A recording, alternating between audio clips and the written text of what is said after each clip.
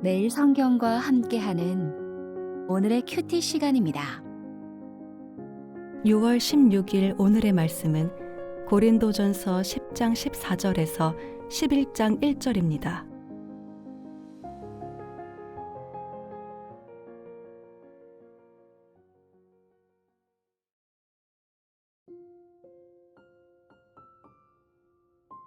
그런즉 내 사랑하는 자들아, 우상 숭배하는 일을 피하라.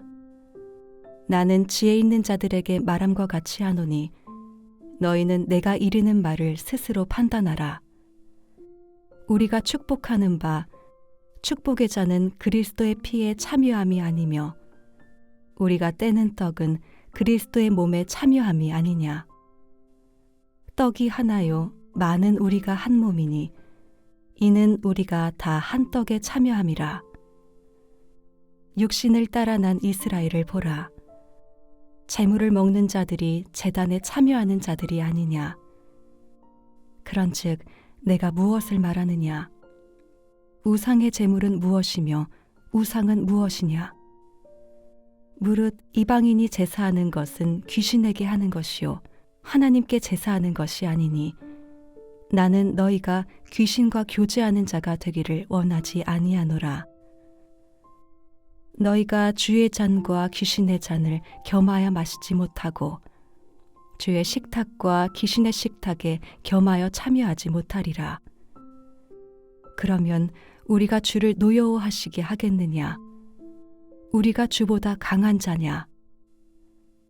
모든 것이 가하나 모든 것이 유익한 것은 아니요 모든 것이 가하나 모든 것이 덕을 세우는 것은 아니니 누구든지 자기의 유익을 구하지 말고 남의 유익을 구하라. 무릇 시장에서 파는 것은 양심을 위하여 묻지 말고 먹으라.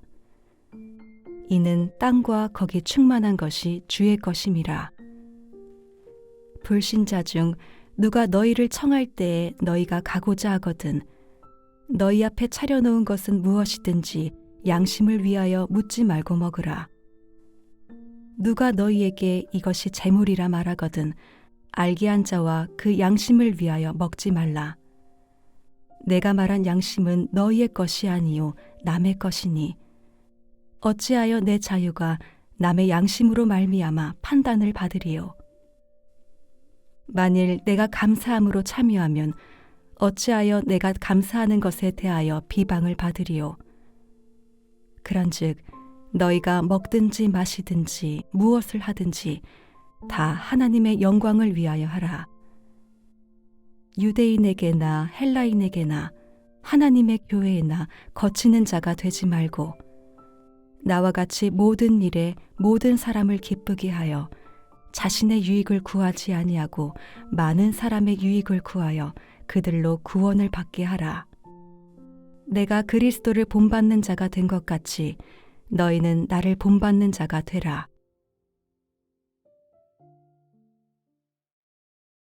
(8장 1절에) 우상에 바친 제물을 먹는 문제에 대해 사도 바울은 3장에 걸쳐 대답합니다. 이렇게 길게 이 주제를 다루는 것은 이 문제로 당시 교인들 간의 의견 대립이 있었기 때문입니다. 자기 믿음에 따라 소위 믿음이 강한 자들은 그 음식을 먹어도 된다고 주장하고 반면에 믿음이 연약한 자들은 자기 믿음을 따라 고기를 먹으면 안 된다고 주장했기 때문입니다. 이것이 교회 안에 심각한 신학적, 윤리적 대립으로 번져갔던 것으로 보입니다.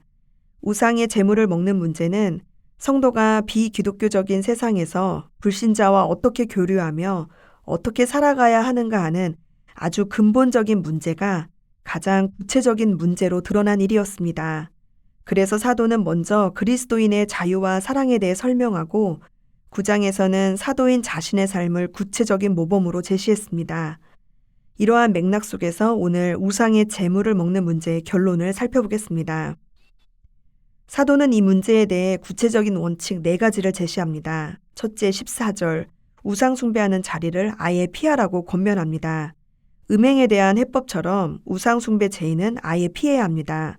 앞서 13절에서 하나님은 우리에게 시험당하지 않도록 피할 길을 주신다고 하셨습니다. 이 원칙을 이해하도록 사도는 2가지 예를 들어 설명합니다. 하나는 주의 만찬이고 또 다른 하나는 구약의 희생 제사입니다. 고린도 교회가 예배 때마다 되풀이하는 주의 만찬은 예수님의 죽으심으로 얻는 유익에 성도가 참여하게 만드는 수단입니다. 성도는 만찬을 통해 그리스도의 피와 몸에 참여하면서 주님과 교제합니다. 이 만찬은 여러 신들의 만찬 가운데 하나가 아닙니다.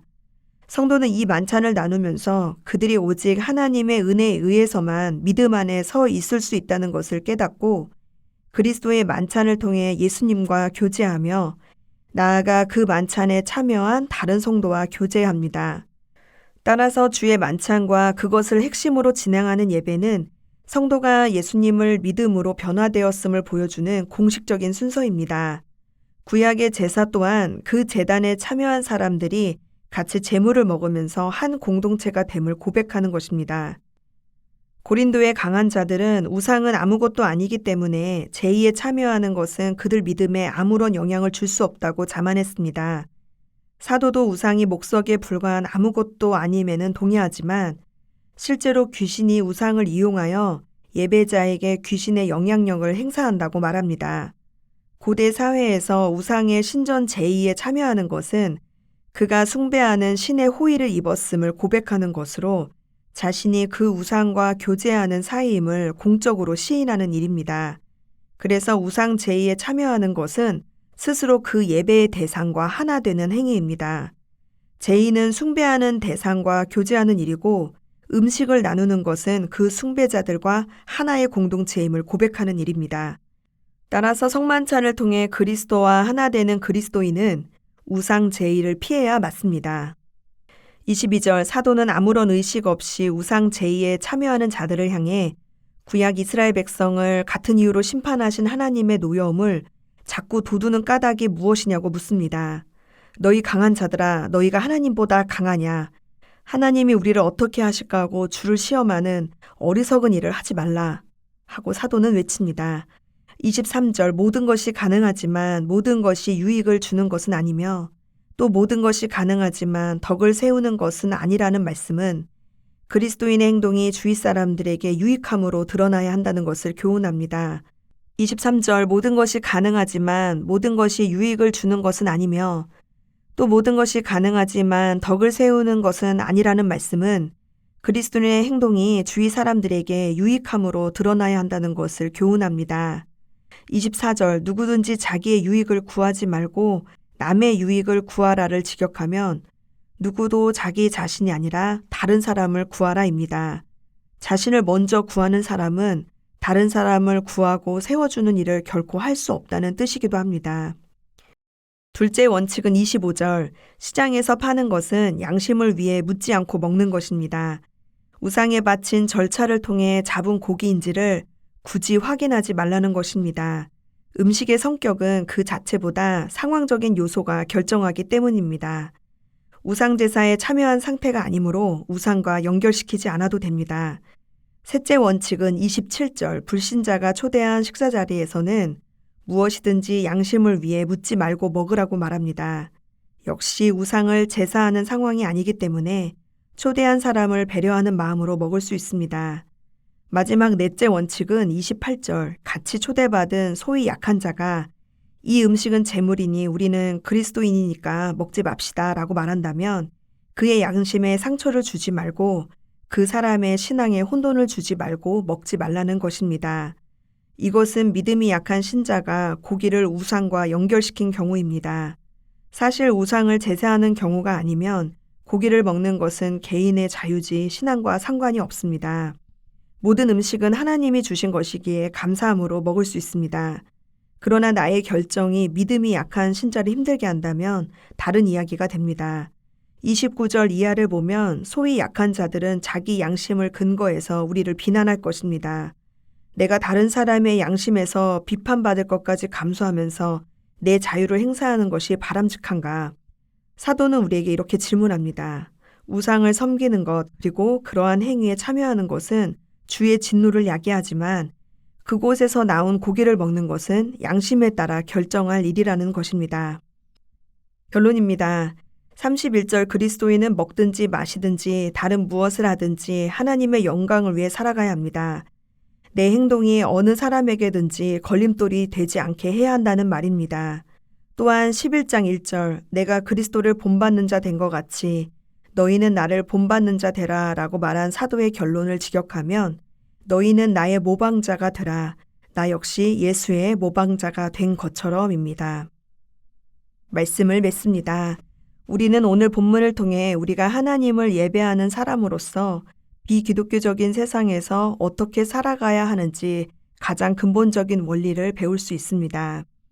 신전 만찬에 참여하는 것이 하나님을 사랑하라는 계명과 관련이 있다면 그 제사의 결과인 고기를 먹는 여부는 형제를 사랑하는 원리와 관련이 있습니다. 우리가 한 분이신 하나님께 헌신을 다하고 예배하고 그분만을 섬길 수 있도록 또한 이웃의 양심과 자유와 신앙을 해하지 않는 방향으로 살아갈 수 있도록 우리는 삶의 다양한 문제들에서 지혜를 얻어야 할 것입니다. 하나님에 대한 사랑과 이웃에 대한 사랑의 문제가 걸려있지 않은 경우에는 관습의 문제, 비기독교적인 문제, 세상의 문제들에서 자유할 수 있습니다. 그리스도인은 사실 모든 것에서 자유합니다. 예수님이 우리에게 주신 것은 어느 것에도 속박되지 않는 자유입니다. 그러나 주님은 우리를 다른 사람을 섬기도록 부르셨습니다. 따라서 우리에게 주신 자유는 그리스도를 위해 기꺼이 드릴 수 있는 성숙한 자유여야 합니다. 기도하겠습니다. 사랑의 주님, 다른 사람의 마음을 헤아리지 못한 일이 저희에게 얼마나 많은지 모릅니다. 말씀을 통해 깨닫게 해주시고 하나님을 사랑함에 있어서 또 이웃을 사랑함에 있어서 더욱 성숙한 믿음을 갖게 해 주옵소서. 예수님의 이름으로 감사하며 기도드립니다. 아멘.